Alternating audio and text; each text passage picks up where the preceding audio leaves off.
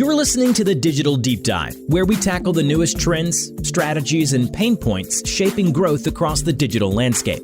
From Amazon and D2C to international expansion, join our host and e-commerce leaders across multiple industries for in-depth discussions on how to maximize your brands in the digital arena. Now, here's your host, Aaron Conant. Well, hello, everybody, and welcome back to the Digital Deep Dive podcast. I'm your host, Aaron Conant, and today we're going to talk about building an omni-channel business. Popping out of the pandemic, I should say, right as the pandemic got started, it seemed easier than ever to start a digital business, an online business, direct to consumer. But what we found as we come out of the pandemic, there's been a lot of questions from brands I'm talking to about, well, I really need to be in the store. Building a direct to consumer business is not as profitable as it once was. It's harder to grow than it's ever been. And just got a great friend, Andrea Moore, was at Nest, met with her multiple times at events that we've done across the country here. And we're just having a great conversation around this omnichannel piece and around like her experience in building those businesses. And so I thought, why not share it with the community as a whole? So invited her on today. But Andrea, I'll kick it over to you. If you want to do an intro on yourself, kind of your background, that would be awesome. And then we can kind of roll through that. Maybe we'll get into tech, AI, digital marketing. What does it look like? And what are the tools they should be using? And then maybe we get into what's next for you as well. But let's see where the conversation takes us. Sound good? Yeah, sounds good. Thank you so much, Aaron. It's so great to see you. And it's so good to be here. And I'll tell you a little bit about myself. So I have spent the last 20 or so years launching and building digital businesses, primarily within omnichannel retailers. In the consumer brand sector, everything from billion-dollar publicly traded on the stock exchange companies with 600 stores to, startups with 12 people, and loved every different version of that. And, they all have their fun and their challenges. Primarily in fashion and beauty. Most recently, I was at Nest New York, which is a fine fragrance company that sells home fragrance, fine fragrance, and fragrance technology, and very widely distributed in places like Sephora, Ulta, Amazon, boutiques, department stores, and direct to consumer. I was chief digital officer there, where I was responsible for 40% of company sales with direct to consumer at Amazon.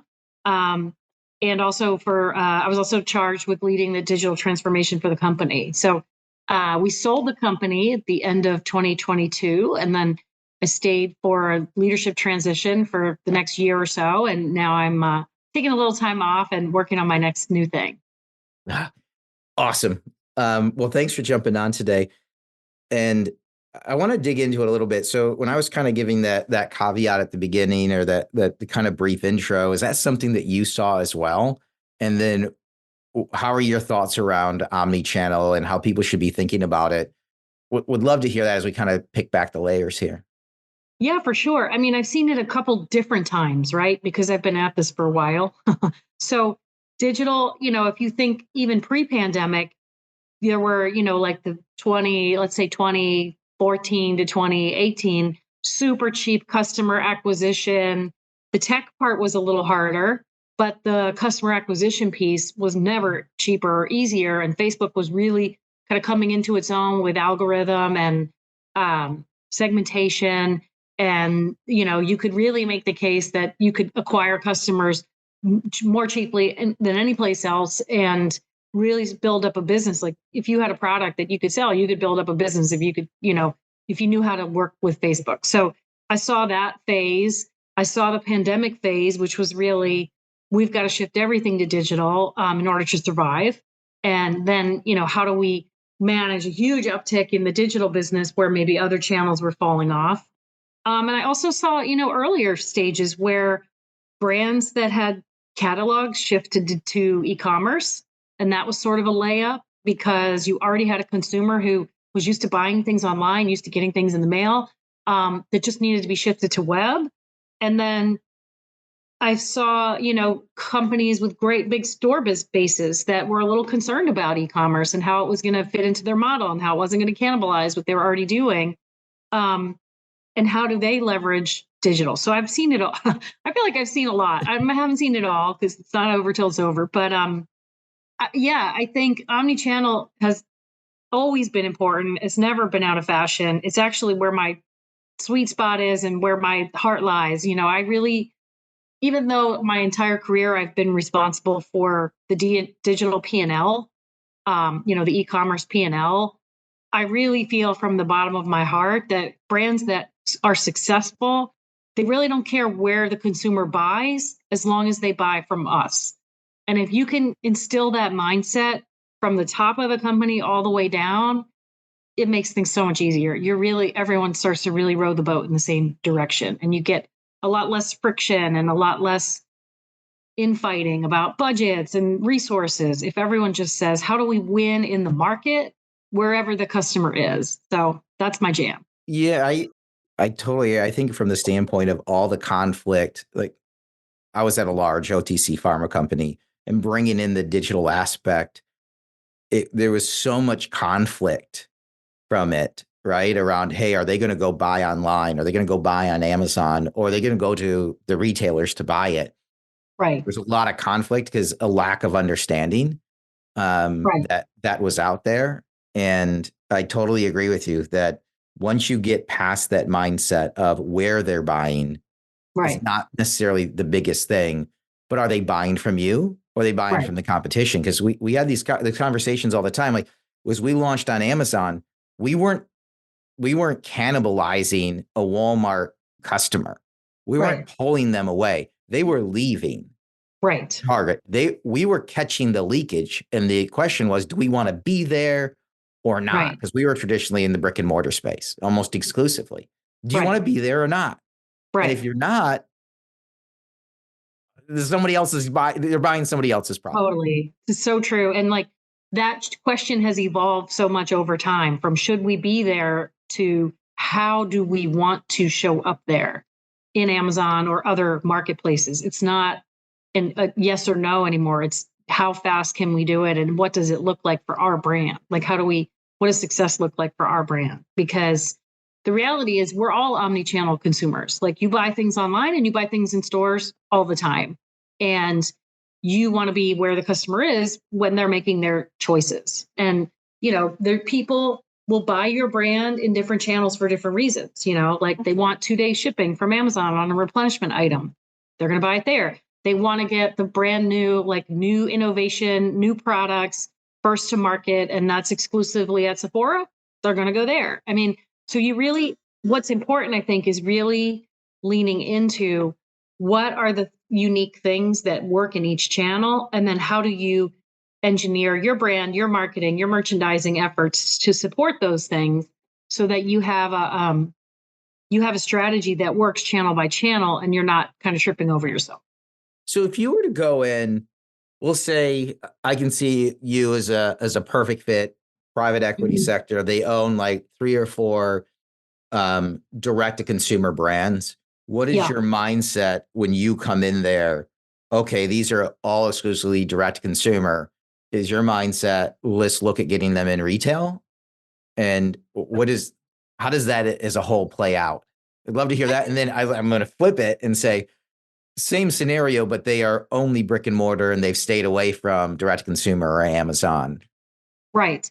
So the question is, what is the go-to-market strategy by channel for a brand? And I guess the answer is it really depends on the brand. It depends on what's the vertical, what product are you selling, what is unique about that product, how can you leverage various channels to support that uniqueness, what are the barriers to entry? Like, not all channels are easy to enter.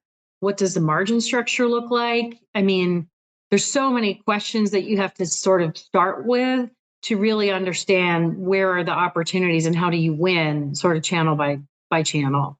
But I think coming into a situation like that, the most important thing to do is really listen to what's working and to understand sort of where the real opportunities are. Usually the answer's there. Yeah, well, it's interesting. I love the answer from the standpoint, like, it doesn't matter which side you're on. Right. All we're talking about is a new sales channel, right? The people are shopping. They're either going in store and shopping or they're shopping online. It's still a consumer. And no matter whether you're on one extreme or the other, this idea is we're just going into a new sales channel. Let's overall evaluate what does customer acquisition cost look like? What does market entry cost look like? How much does the business is it willing to absorb? What is the time frame that maybe there's a potential loss before we recover those? What's the return on investment on paid media, but also on people we need to hire in the space? Right. Yeah, all those things for sure. I mean, there's a lot to consider.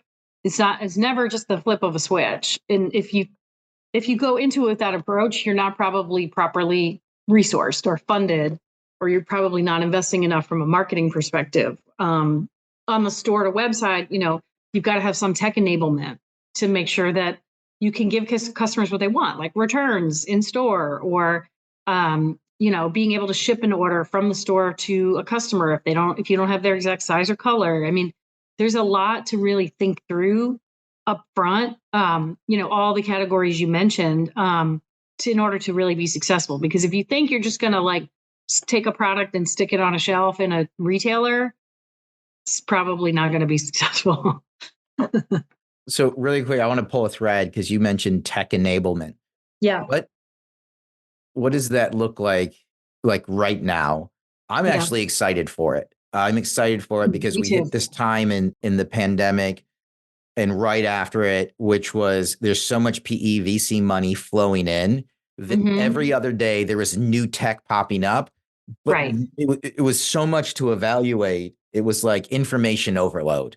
Right. And now what I've seen is there's a lot of those as PE VC money gets consolidated.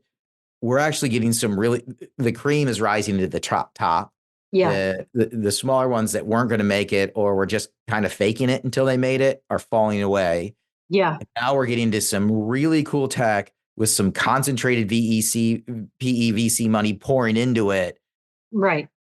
It's completely different. And one of the biggest things that I'm talking about is tech stack rationalization.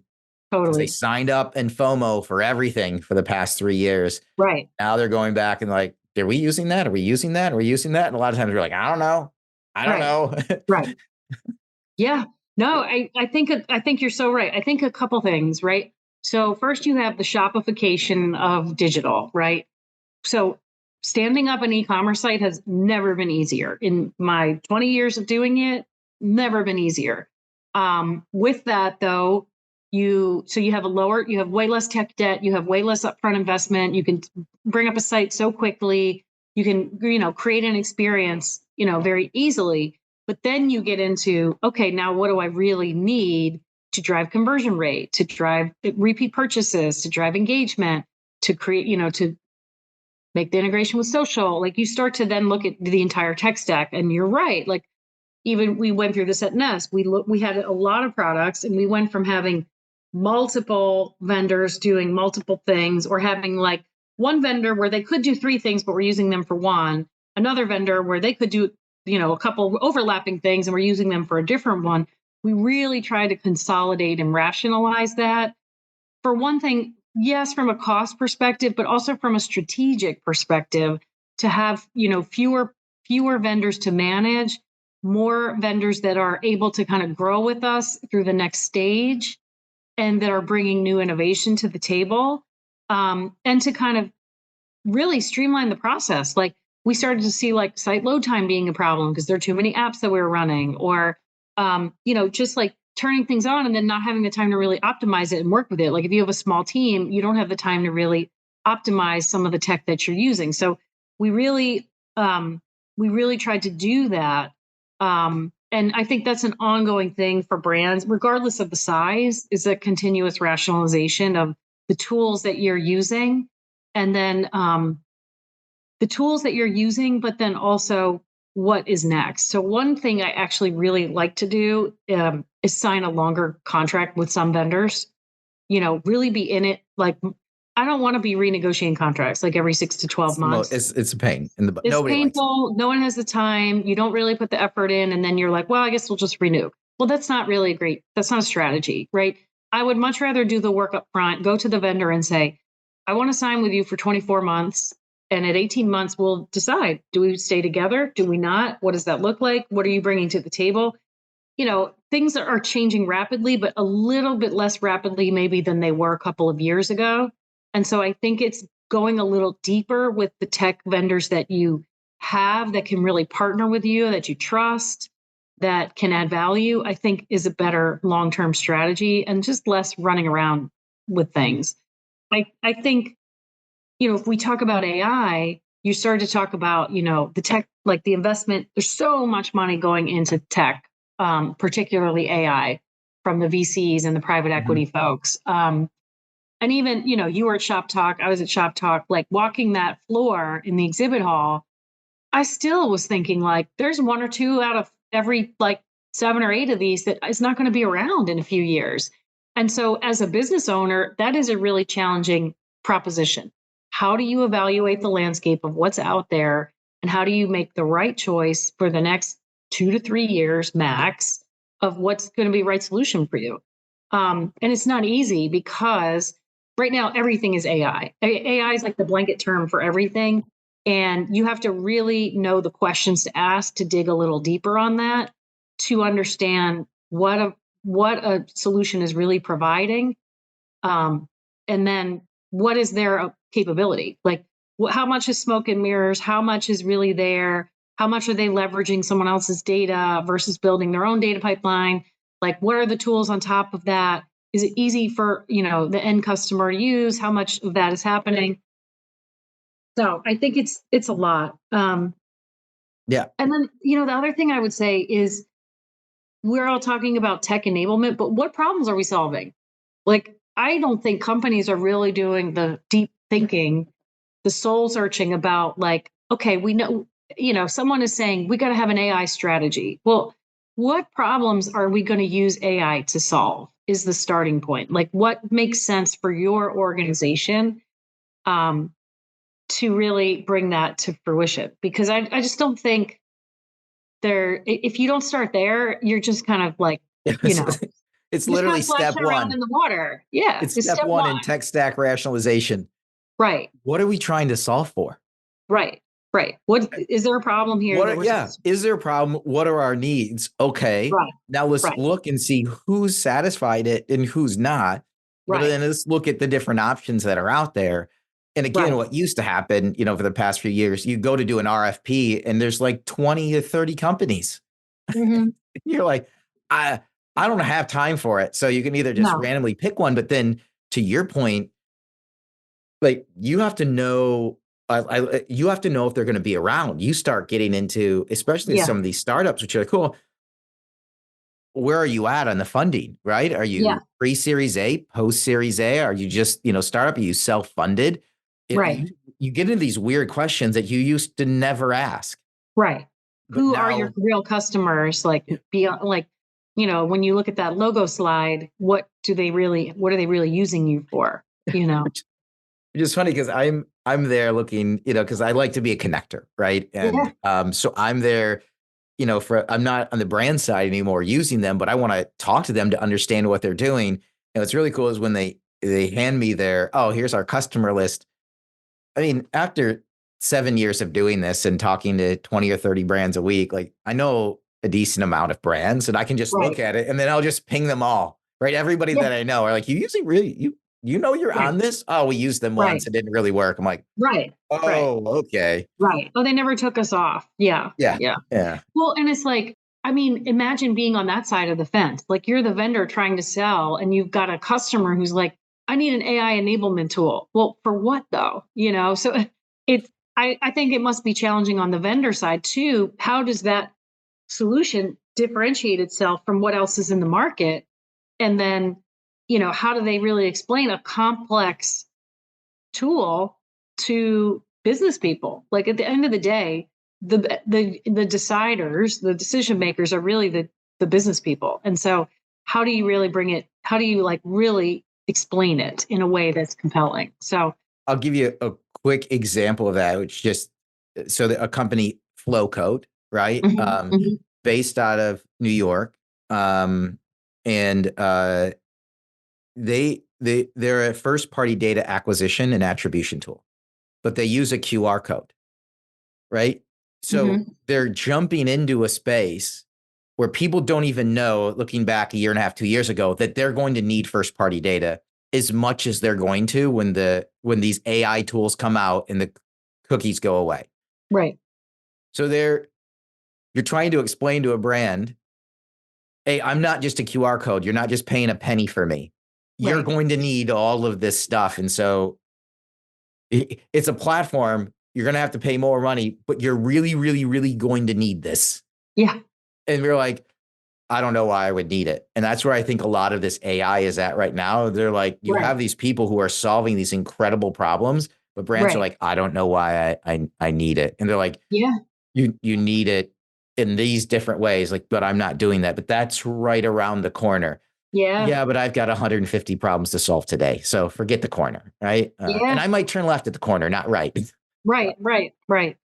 Yeah. I think sometimes too, for brands, it depends on where they are on the tolerance level or excitement level for tech. Like some companies want to be on the bleeding edge of things. Some companies can be later adopters, depending on who their consumers are, depending on what their business model is like. So some people are better off sitting back a little bit and watching what's happening and really learning what is successful, but also going back to their current vendors and saying, what are you doing to leverage AI solutions so that I don't have to reinvent the wheel here? And I think you'd find that some of the vendors in your tech stack are already doing that, which is kind of interesting.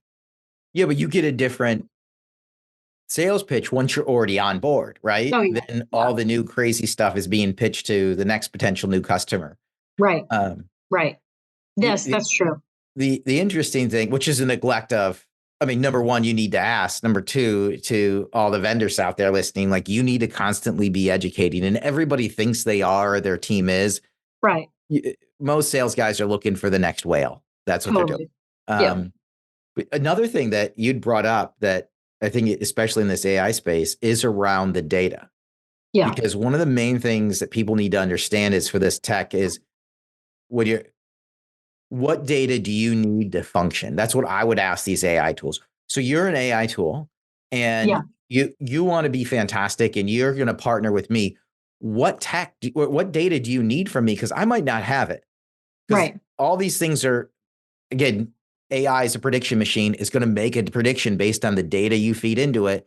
Well, Right. if you need data I don't have, we can never work together. Right. It's never going to Right. work. You can have the Right. coolest Totally. tool on the planet. So, Right. Right. how do you Well, look at data? well, I think if I go back to how are the ways you can use artificial intelligence in your business?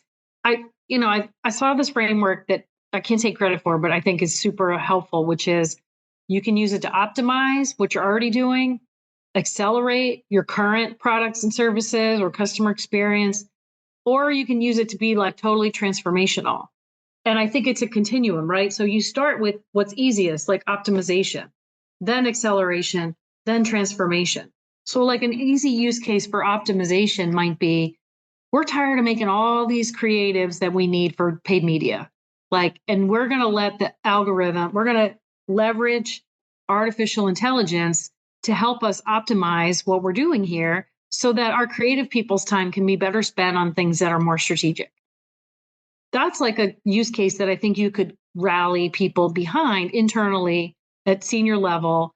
And also, I think the tools exist to make that work externally. Like you can do a million like copy tests, offer tests, creative tests that don't really require a lot of human intervention anymore.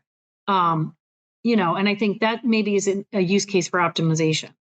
In that case, you're not relying on that much internal data. You're really like using paid media tools that already exist to rationalize it for you. So I think it depends on what you're trying to do. And I think very few companies have enough internal data to build their own LLM, right? So then they're using someone else's data and then really optimizing off of that. Do you think we get to the point where we have like a chief AI officer? Oh, Like, man. I bet some companies probably do already. I mean, there's still so many questions about data and privacy and, what the models are being built on. And now they're talking, like I was listening to this podcast, New York Times podcast, about how it's like now they have to like create data from the existing data. So it's artificial data. And then, I think we're at the very beginning of this. And it's far more sophisticated than, anything I've seen in my career, enabling tech for selling things. Right? yeah. And the interesting thing is it brings in reason I think about it from a chief AI officer is almost like,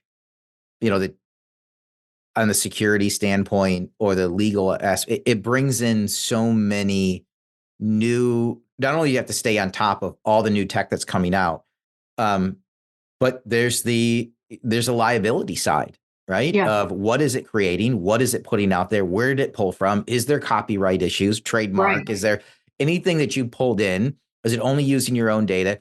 It's like this whole subset that somebody has to own. And Yeah. I just think in the chief digital officer space, it's like almost too big, right? It's Yeah. almost like you just gave, a $150 million Amazon account to a single person to run. Right. Right. You almost need a check and balance against it. Like Yeah.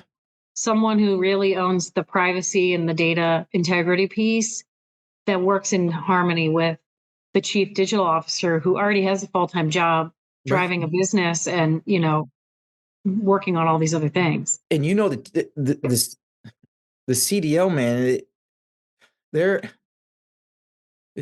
working more than they ever. The most impacted job has been in digital has been the marketer, Yeah. right? The digital Yeah. marketer who is now being asked to be accountable for every dollar spent anywhere digital, including, retail media now. Yeah. It's not just TV, right? It's connected TV. And now, Right. I mean, Amazon's blown into that space. Like, at the same time, you can't do it on your own. You have to have all this tech or agencies. Agencies are going through turmoil, and the tech they're trying to use to upkeep, as well as everybody's jumping over or getting acquired. And you had a fantastic agency that now just got acquired. The founder leaves, the passion's gone. There's all, and then I don't know, like. I mean, the cool thing is we've never had more tools at our disposal as marketers. Like there has never been better tech than what we're working with now. I think it's the tip of the iceberg. It's also like, it's the same thing as like when you buy software, like you're going to use 20% of it maybe, and like 80% of it, you just either is not relevant to you or you just can't get to it. Right. So like a big part of the question is what are the key 2 or 3 things that I can use to drive my business, because if like Warren Buffett said, like, take your to-do list of 10 things and like scratch off the bottom 7. Like, you're not getting to those. So like, you got to stay focused on what are the things. You have to look at everything through the lens of what works for your business and your consumer.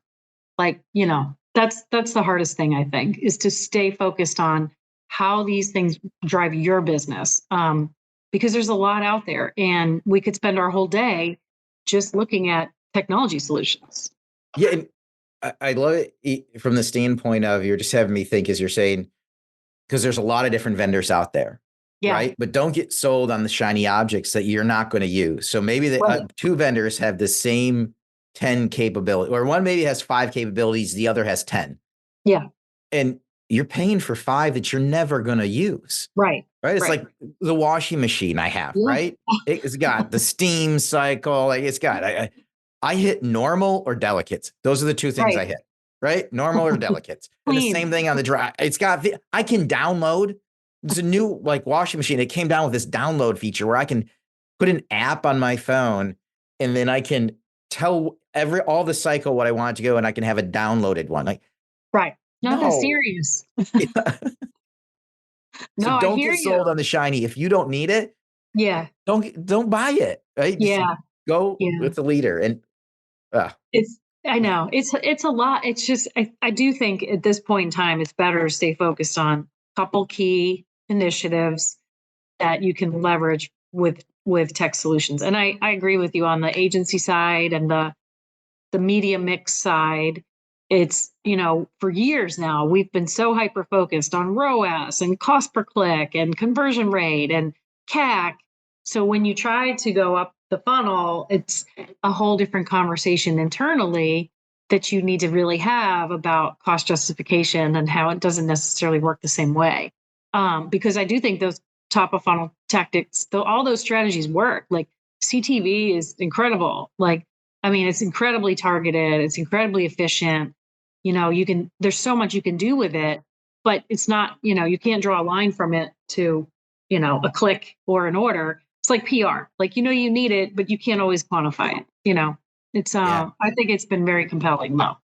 Yeah, there's a podcast I did with Megan Caroon at Data, and she's breaking it all apart right Uh-huh. now. It's not cheap though, Yeah. right? It's not super expensive, but it's not just like a SaaS-based platform that's out there, because there isn't a SaaS-based platform that's doing it to this Yeah. level of detail, but then looking at actually what's working and what's not, but Right. getting to the detail where like, actually you can turn off Meta because it's not driving anything and it's Yeah. not impacting. That's what stuff that people want to hear. But Yeah. until we've had some tech in the AI and the machine learning on the back end that can crunch all the data that needs to be crunched, we haven't been able to get there. So I'm with you. Like, it's never been more exciting it's never been Yeah. more tiring. There's never been more change, but there's Right. also never been as many tools, and it's never Right. been as exciting as it is right now, because everything you've been asked for over the past 2 or 3 years around what's working, give us, overall KPIs, and is it really working? Is it not? What are the channels? Should I turn them on, off, testing, learning? Yeah. 2 years ago, it was too much work. And now we got partners that can help us do it. Yeah. We've got um, even like on the site speed side, these guys that are pre-caching a site at Yeah. the edge, at literally at the mobile level. Yeah. You have near instantaneous site speed, but also security, because it's tied to Amazing. a single device. Yeah. And it's crazy. I've been picking your brain forever. Like, any questions like for me? Yeah. I mean, what are you seeing in the space? Like, what excites you right now that you've been seeing? Because you get to see a lot of technology and a lot of vendors before maybe the average, digital person does. What's exciting to you out there? So I'm gonna put a couple different hats on. One is when I was on the brand side, it kind of that conflict that I was talking about, I got stuck in IT. And Yeah. so in IT, you see a lot of crazy stuff. And so like that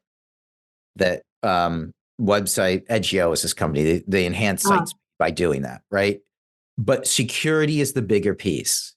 And in all of this stuff that's happening right now, people often forget the security piece.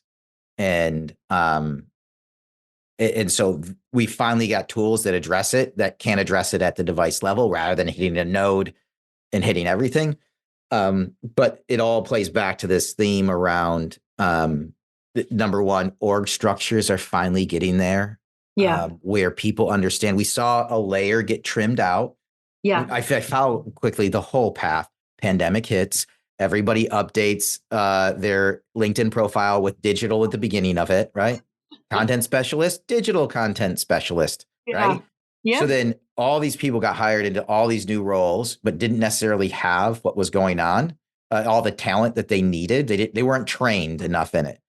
Spent a few Right. years getting trained, but then some of them got trimmed out. That's what's just kind of happened at the end of last year. And now we've got leadership at levels being brought in where they can understand who needs to be on the team Yeah. and the tech that needs to be there.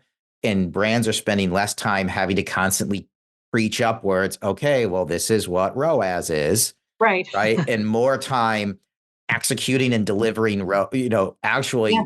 this is the KPI.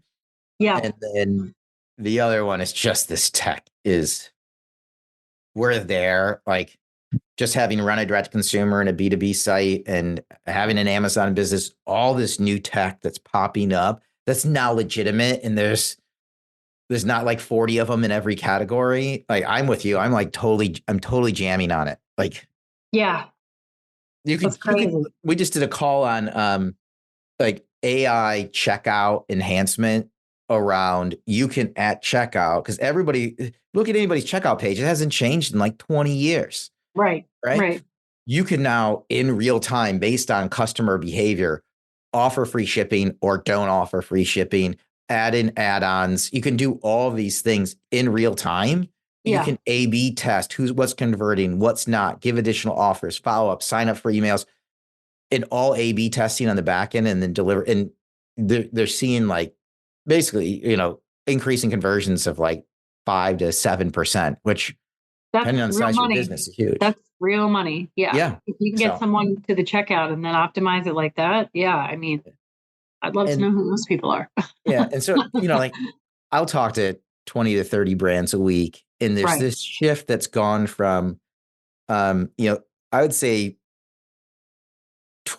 I don't know, probably 20% of it being like real back and forth informational and 80% almost like a therapy session. Like, Yeah. hey, no, like everybody's feeling that pain right now, Right. this profitability. And now it's going Right. more into like 80% strategic and then 20% me giving the quick rundown. Yeah, you know what? AVNs with Amazon are horrible right now, right? Yeah. Think about going third party. Everybody's doing it. You're not going to probably make a ton more money over there, but you'll have more control. So yeah, worth going down. That kind of like, hey, you're in the Right. same boat as everybody else. And the rest is like really strategic. Let's riff through the coolest things that are going on or the coolest people out there and, making connection. Right. So I have a question for you on the security thing. Who is really the end consumer for that? Like, because to me, like say you're on Shopify, is that a tool that's something you, as a chief digital officer, you really need to be thinking about? Or is it more of like someone who's on a different kind of enterprise level platform or No, who it's has pretty much everybody. I would say if you're doing, it's all based on your web traffic. Yeah. But the cool thing is, it's just, I don't even think that's like their selling point. Yeah. You get near instantaneous site speed because it takes you from, because it's pre-cache. It's like, everybody's got 15 tabs, 20 tabs open on their browser. Yeah. It's like clicking through tabs then because it's pre-cache. You're not seeing the tabs. You're clicking on it, loads like that. Yeah. But you get this added benefit of security. I can't Ajay from Edgio did a podcast with him and it went down the security path. And that's where my mind like blew up. Right. Like I wasn't even thinking of it from that standpoint, but even, all the bot traffic that's hitting, if you can trim all that out, there's all these different things that happen that are really impacting not only site speed, but also security. Like you can So the trim way all in of is that. on site speed and conversion rate, but the real added benefit is the security and and your mind is sort of that refusal of that like unnecessary traffic. Yeah. Interesting. That's interesting. See, that's the thing about our industry. Like you're always learning. Like there's always something to learn and there's always something to pivot. Like, Amazon's a perfect example. Like before it was like, should we do it? Yes or no. Now it's like, how should we do it? And you're right. Like, is it 1P? Is it 3P? What does my marketing need to be? Like, how do I really drive it as a business? Because it's totally different than other business channels. Like you're so right. It's very different. In going back to that Amazon piece, when I was first trying to put the business case that we should be there, which seems natural now. Right. There was a question, hey, do we want to be there around that conversation? And Devil Boy Devil Boy store was the storefront selling our product on Amazon. Yeah. And I had to print that off. And I was like, the conversation's already happening. It's not whether or not we want the conversation to take place. It's, are we going to be part of the conversation, or is Devil Boy going to represent us in this conversation? And legal's like, we have to be there. Legal's like, we have to be there. Like, let's go. Yeah. Yeah. Exactly. That's so funny. Yeah. Sad but true. Yeah. Too funny. Well, this has been an absolutely fantastic conversation. We're going to have you back for sure. Any like last thoughts here? Like, as we kind of get to the end? I think the thing is that's important is to not be afraid to ask the questions and to learn. I mean, there's always something new to learn. We're not expected to know everything. We're expected to come to work with that curious mindset and that ability to really synthesize what's happening. But you can't do that unless you ask the big questions. So I guess that's the thing that I've been thinking a lot about lately is, at this point in my career, I think I have a much better understanding that I'm not supposed to know all the answers, but I do have to know what questions to ask. So that's what I would say. Awesome. I absolutely love it. Just absolute fantastic conversation. Thanks, Andrea, so much for your time today. And with that, we're going to wrap up this episode of the Digital Deep Dive. Thanks so much for listening in. Thank you.